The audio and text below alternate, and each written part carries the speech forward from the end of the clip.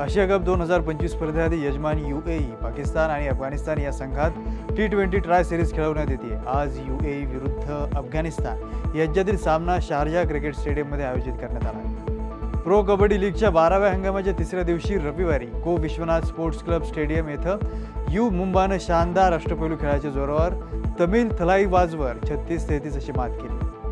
भारतीय पुरुष हॉकी संघाने आशिया कप 2025 मध्ये आपली विजयी घोडदौड कायम ठेवत जपानला 3-2 अशा अटीतटीच्या लढतीत पराभूत केले। या विजयासह भारताने सलग दुसऱ्या विजयाची नोंद करत उपांत्य फेरीतील स्थान पक्क केले। आशिया कप पुरुष हॉकी स्पर्धेत काल दुसऱ्या सामन्यात मलेशियाने दक्षिण कोरियाला 4-1 असा धक्का देत सर्वांचेच लक्ष वेधले। मलेशियाच्या अनुआर यांनी शानदार हॅट्रिक नोंदवली। 13 ते 21 सप्टेंबर दरम्यान टोकियो येथे होणाऱ्या जागतिक ॲथलेटिक्स चॅम्पियनशिपसाठी भारतीय ॲथलेटिक्स महासंघाने रविवारी 19 सदस्यीय संघाची घोषणा केली।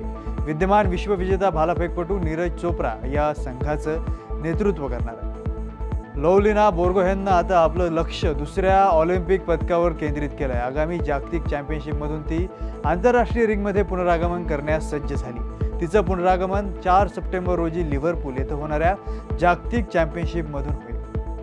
राष्ट्रीय नेमबाज शरयू संजय मोरे हिचं बारामती येथे अपघाती निधन झालं। सांगली शहर पोलीस ठाण्याचे निरीक्षक संजय मोरे यांची ती कन्या होती। सातारा जिल्ह्यातील सासुर्वे या मूळ गावी तिच्यावर अंत्यसंस्कार करण्यात आले।